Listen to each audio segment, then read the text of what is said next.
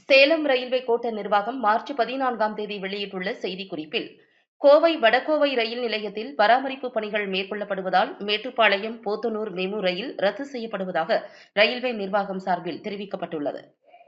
அதன்படி கோவை வடகோவை ரயில் நிலையத்தில் பராமரிப்பு பணிகள் காரணமாக மார்ச் 16ஆம் தேதி மேட்டுப்பாளையத்திலிருந்து காலை 8:20 மணிக்கு புறப்படும் மேட்டுப்பாளையம் போத்தனூர் மெமு ரயில் எண் 66-611 முழுவதுமாக ரத்து செய்யப்படுகிறது.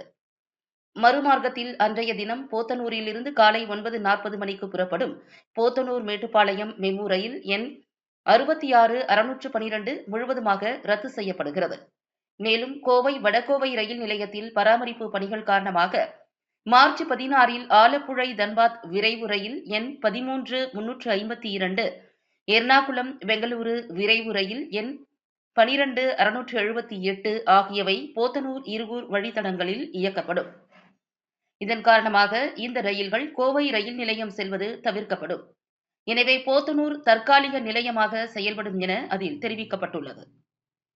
இதேபோல கோவை ஹிசார் இடையே இயக்கப்படும் வாராந்திர ரயில் இன்று மார்ச் 15ஆம் தேதி முதல் கும்டா ரயில் நிலையத்தில் நின்று செல்லும் என தெரிவிக்கப்பட்டுள்ளது.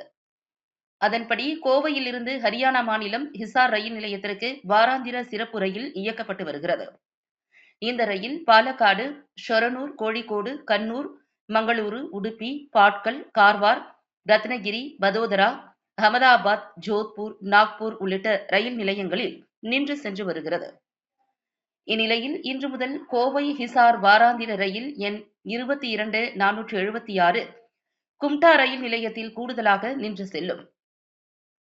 இதேபோல ஹிசார் கோவை வாராந்திர ரயில் எண் 22-475 மார்ச் 19ஆம் தேதி முதல் கும்டா ரயில் நிலையத்தில் கூடுதலாக நின்று செல்லும் என அதில் தெரிவிக்கப்பட்டுள்ளது.